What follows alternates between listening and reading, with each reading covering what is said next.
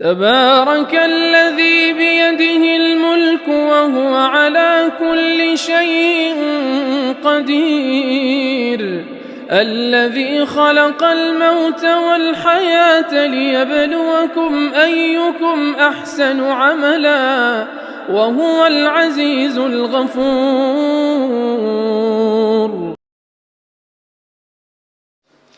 अल्लामा अनवर शाह कश्मीरी 20वीं सदी की एक अबकरी शख्सियत थे।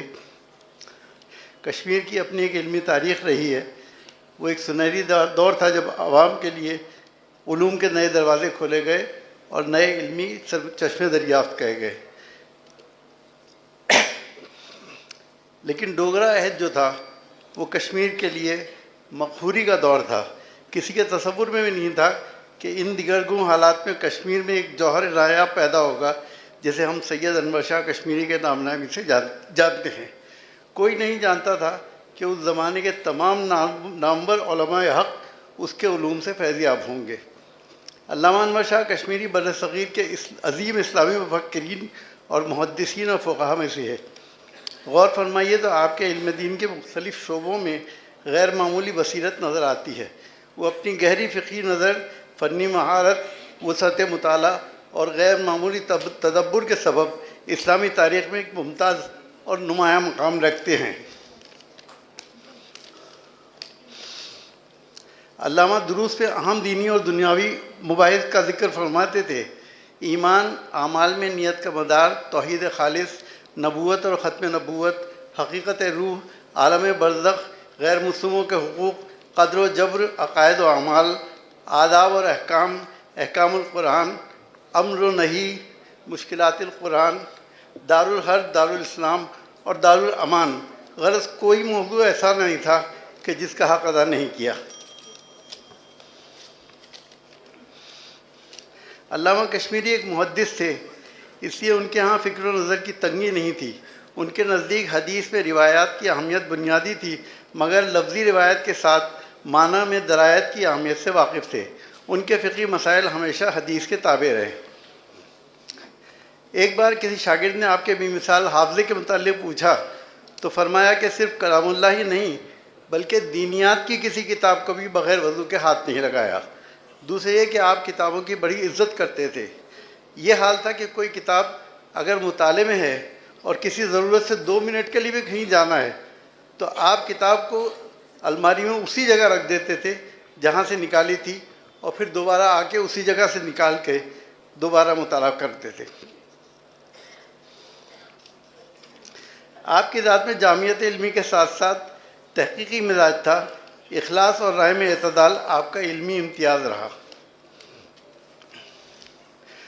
फितनों के मसाइल में जदीद फ़िक्री मुबाहिस और ज़माने के चैलेंजेस के जवाब हमेशा इल्मी अंदाज में हिकमत के साथ दिया करते थे। एक और बस जो आपको मुमताज़ करता है वो मिजाज का एतदाल है, जिसकी झलक आपके अफ़कार में नुमाया तौर पर नज़र आती है। आपने तसव्वुफ़ में भी अमली तसव्वुफ़ को अपनाया और बिदात से इज्तनाब किया।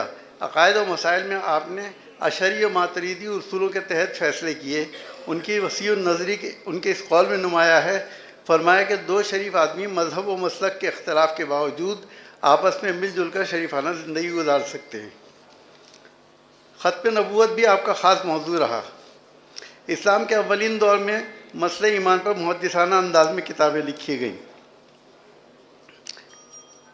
और कुफ्र का बिदई मसले नज़री बन गया। इसी दरमियान कादियान पंजाब में एक कज़्ज़ाब मुद्दई नबूवत पैदा हो गया जिसने क़तई उमूर दीनी का इनकार किया और ख़त्म नबूवत जैसे इजमाई और असासी मसले को असरनो ज़ेर बहस लाया।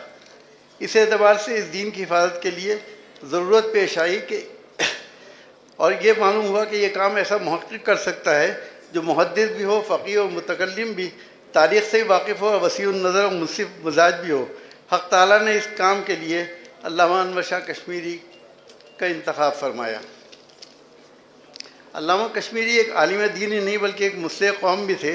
आपने महकमे क़ज़ाए शरई, तबाकुन रसूम की इस्लाह, शादी व गमी के क़बीह रिवाजों से बचाव, सूदी कर्ज़, औरतों की मीरास, जहेज़ की रस्म व तहफ़्फ़ुज़ औक़ाफ़ पर तवज्जो दिलाई। 1927 में देवबंद की तर्ज़ीह छोड़ी और डावेर तशरीफ़ ले गए और सन 1933 में 58 वर्ष की उम्र में दाई अजल को लब्बैक कहा। आपके तवक्कुल का आलम यह था कि ख़ुद फरमाते हैं कि मदरसे अमीनिया में पढ़ाने का सिलसिला शुरू किया तो आमदनी नहीं थी, महज तवक्कुल पे गुजारा था। 5 रुपये तनख्वाह थी, वो भी मदरसे को चंदा दे दिया करते थे। खुशनसीब थे वो लोग जिन्होंने अल्लाह से उलूम हासिल किए। ऐसी नाबगा रोज़गार हस्ती के दुनिया से जाने के बाद हर मुसलमान के जहन और दिल में यही तकरार होती है, बक़ौल शेख सादिया मर्द निकू नाम न मीरत हरगिज़। जज़ाकल्लाह।